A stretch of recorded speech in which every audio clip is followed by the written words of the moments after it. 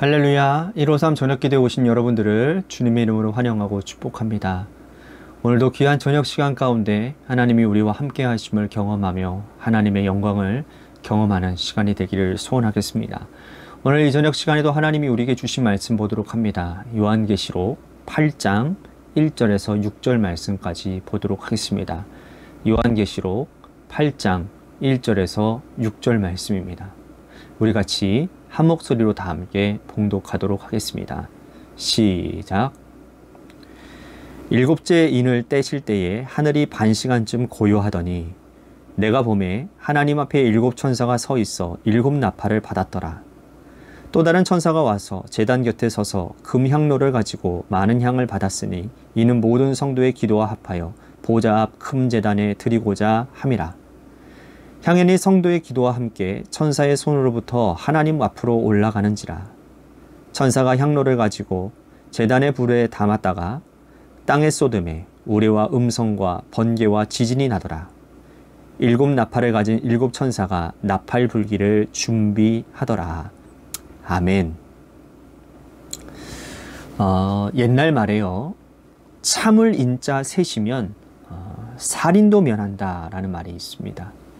그만큼 참는 것, 인내한다라는 것은 중요한 것이고 우리의 인생에 큰 유익을 가져다 준다라는 뜻이죠. 우리가 살아가면서 우리가 일으키는 모든 문제들, 우리 주변에 사람으로 인해서 일어나는 수많은 문제들을 돌아보면 사실은 내가 인내하지 못해서, 내가 참지 못해서 일어나는 문제가 대부분이라는 겁니다. 인내하지 못해서 학업에 진보가 없고, 인내하지 못해서 사랑을 쟁취하지 못하고, 인내하지 못해서 애써 얻은 직장을 잃어버리고, 인내하지 못해서 사랑하는 사람까지 잃는 일들이 한두 번 일어나는 것이지 않습니까? 만약 우리가 잘 참았다면, 그 순간 우리들이 인내했다면 오늘 우리의 인생은 어떻게 달라졌었는지도 모르는 일이라는 것입니다. 그러므로 옛사람들은 항상 후세들에게 참고 인내하고 견디라고 교훈하는 것이죠. 하나님은 어떤 분이십니까? 하나님은 잘 참고 인내해서 우리 인간의 구원을 이루신 분이십니다. 하나님께서 참아주시지 않았더라면 오늘 우리는 이 자리에 있을 수 없었을 것입니다. 만약 우리가 한 행동대로, 우리가 내뱉은 말대로, 내 마음에 품고 생각하는 것대로 하나님이 보시기에 악하기 때문에 그때그때마다 심판하셨다면 아마 오늘 이 자리에 나와서 우리가 하나님의 은혜를 사모하고 하나님 앞에 엎드릴 수 있는 사람 단 한 사람도 없을 겁니다. 하나님께서 길이 참고 오래오래 기다려주시고 견뎌주셨고 때로는 모른 척 하셨기 때문에 우리는 그 하나님의 극진하신 사랑과 긍휼과 은혜를 힘입어 지금 이 자리에 멀쩡하게 예배하고 있는 것이죠. 오늘 본문도 하나님의 인내하심과 길이 참으심을 우리들에게 잘 보여주고 있는 본문입니다. 계시록에는 세 번의 큰 심판이 있다라고 제가 말씀을 드렸죠. 일곱인 심판, 일곱 나팔 심판, 일곱 대접의 심판입니다. 그 중에 첫 번째 큰 심판이 일곱 인의 심판입니다. 인을 하나씩 뗄 때마다 이 땅에 심판이 일어나는 거예요. 계시록 6장에 일곱 인의 심판이 시작이 되었습니다. 그런데 계시록 6장에서는 이 여섯 번째 인을 떼실 때까지의 심판만 기록되어져 있다라고 제가 말씀을 드렸어요. 일곱 번째 인을 뗄 때 일어나는 심판은 6장이 끝나고 7장이 지나서 오늘 8장에서야 나타나게 됩니다. 하나님께서 왜 그렇게 하셨다고 제가 말씀을 드렸죠. 여섯 번째 인을 떼실 때 일어났던 심판 이후에 가운데 건너뛴 이유는 일곱 번째 인을 뗄 때에 일어나는 심판이 훨씬 더 무섭고 두렵기 때문이라는 겁니다.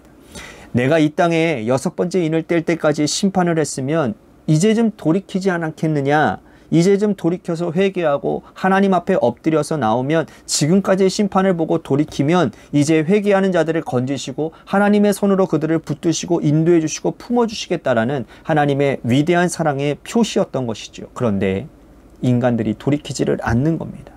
인간이 회개했다라는 말이 어느 곳에도 나와 있지 않아요. 여섯 번째 인을 떼실 때까지 인간은 참을만 했고 견딜만 했다라는 겁니다. 그래서 그들이 돌이키지를 않는 거예요. 성경 전체를 보면 하나님께서 이렇게 오래 참고 기다리셨다라는 말씀이 도처에 나오고 있습니다. 노아 홍수 사건이 그랬고 하나님께서 홍수 심판을 내리기 전에 120년 동안 기다리셨어요.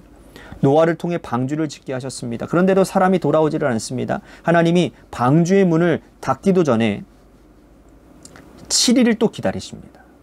이것이 하나님의 극진한 사랑이지요. 소돔과 고모라를 심판하시기 전에 하나님은 당신의 마음을 아브라함에게 알리십니다. 아브라함이 하나님께 간청하죠. 중보기도 드립니다. 의인 50명이라도 이 성에 있다라면 심판하시겠습니까? 여기서부터 시작해서 의인 10명까지 하나님은 단계를 낮추시면까지 기다리고 길이 참으셨다라는 겁니다. 오늘 1절 말씀 보십시오. 7째 인을 떼실 때에 하늘이 반시간쯤 고요하더니, 자, 7번째 인을 떼자 하늘이 고요했다고 그랬어요. 폭풍 전야와 같은 고요함과 두려움이라는 거죠. 자, 5절 말씀 다시 보십시오. 천사가 향로를 가지고 제단에 불을 담아다가 땅에 쏟음에 우레와 음성과 번개와 지진이 나더라. 이제 7번째 인을 떼실 때에 이 땅에 여러 가지 재해가 닥치고 어려움이 닥치고 인간의 삶에는 각장 두려운 일들이 닥치게 되는 겁니다. 이렇게 심판하시는 하나님의 마음이 편하셨을까요? 그렇지 않았겠죠. 아무리 기다려도 또 기대해도 인간이 돌아오지 않기 때문에 어쩔 수 없이 그 심판을 인간들에게 내리신 것이죠. 그런데 놀라운 사실은 이 무서운 7번째 인을 떼시는 심판 가운데 성도들의 기도가 있고 그 기도를 하나님이 받고 계신다라는 사실입니다. 자, 3절과 4절 말씀 보십시오. 또 다른 천사가 와서 제단 곁에 서서 금 향로를 가지고 많은 향을 받았으니 이는 모든 성도의 기도와 합하여 보좌 앞 금제단에 드리고자 함이라. 향연이 성도의 기도와 함께 천사의 손으로부터 하나님 앞으로 올라가는지라. 성도들의 기도가 하나님 앞에 향연이 되어져서 올라가고 있는 것입니다. 성도들이 이 무시무시한 심판 가운데서도 기도를 드렸는데 그 기도가 하나님 앞에 드려져서 금 향로에 담겨져서 하나님 보좌 앞으로 올라가고 있다라는 말씀이에요. 자, 오늘 이 말씀이 우리들에게 주는 의미가 무엇입니까? 아무리 무서운 심판의 때라도 우리가 기도해야 된다라는 뜻이죠.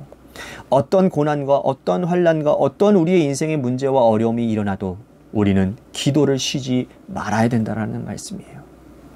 하나님은 우리의 기도를 받으시고 우리의 기도를 듣기를 원하시고 우리가 기도할 때마다 하나님은 응답하시고 그 기도를 하나님은 하나도 땅에 떨어뜨리지 아니하시고 다 받고 다 기억하고 계신다는 뜻입니다.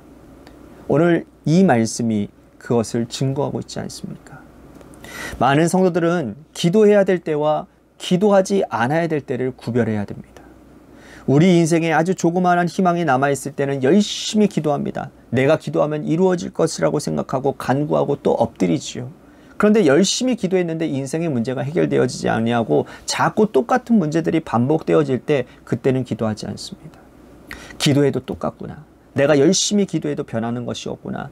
사람들은 그때는 기도하지 않아요. 하지만 그것은 굉장히 어리석은 생각이죠. 오늘 이 말씀에 보면 아주 무시무시한 심판의 때에도 기도하고 그 기도가 하나님의 제단에 상달되고 올라가서 거룩한 향연이 되어 하나님이 그 기도를 가장 귀한 금 향로에 담아두셨다고 말씀하지 않습니까? 열심히 기도하셔야 됩니다. 지금이 기도할 때예요. 그러므로 예수님께서도 우리들에게 말씀을 합니다. 과부와 재판장의 비유를 통해서 이렇게 말씀을 해요. 항상 기도하고 낙심하지 말아야 될 것은 그 비유를 통해서 우리들에게 말씀을 합니다. 사도 바울이 말하지 않습니까? 쉬지 말고 기도하라. 때를 얻든지 못 얻든지 기도해야 됨을 우리들에게 항상 말씀하고 있습니다.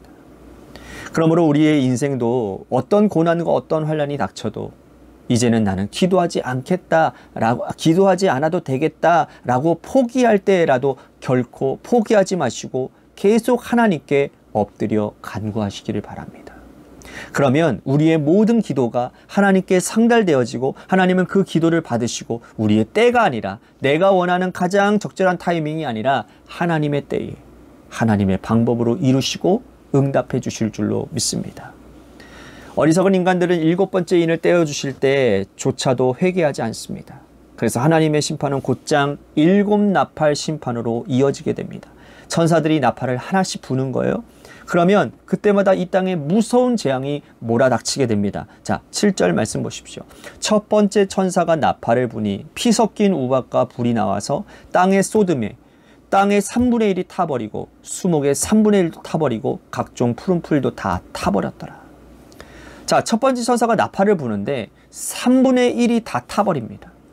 7번째 인을 떼실 때에는 4분의 1이 멸망당했어요. 7 나팔을 불기 시작하니 3분의 1이 멸망당합니다. 7 인을 떼실 때에는 그런대로 견딜만 한 거예요. 그래서 사람들이 회개하지 않았습니다.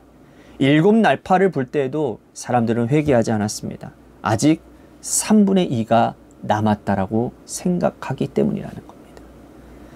여러분, 이것 또한 어리석은 생각인 거예요. 하나님께서 우리의 인생을 심판하실 때 한꺼번에 100% 데려가지 않습니다. 한꺼번에 100% 앗아가지 않으시는 거예요. 경고하십니다. 우리의 인생에 조금씩 경고하시고 말씀하시는 거예요. 그때 깨닫고 그때 돌이켜야 되는 겁니다. 만약 그때 깨닫지 못하고 돌이키지 않고 아직 3분의 2가 남았구나, 아직 견딜만 하구나, 여전히 나는 죄 가운데 살아가고 내 죄의 발이 닿는 곳에 내가 살아가게 되면 하나님은 이제 나머지 3분의 2까지도 빼앗아 가시는 겁니다. 무서운 하나님, 이 징계 앞에서 우리는 견딜 수 있는 자는 아무도 없어요. 계시록은 점진적인 심판을 우리들에게 보여주고 있습니다. 그 가운데 하나님의 인내와 하나님의 사랑을 계시하시고 들려주신다라는 거예요. 하나님이 여전히 우리를 기대하고 돌아오기를 기다리고 계실 때 그때 돌이키고 돌아서야 되는 것입니다. 그것이 하나님의 은혜와 긍휼을 덧입는 길이라는 거예요. 사랑하는 성도 여러분, 우리들의 삶에 인내하시는 하나님, 그 사랑 많으시는 하나님 앞에 오늘 우리가 엎드려서 아직 우리에게 3분의 2가 남았을 때 그때 돌이켜 하나님의 진노와 하나님의 심판을 면할 수 있는 그런 은혜가 우리 가운데 있어야 되지 않겠습니까?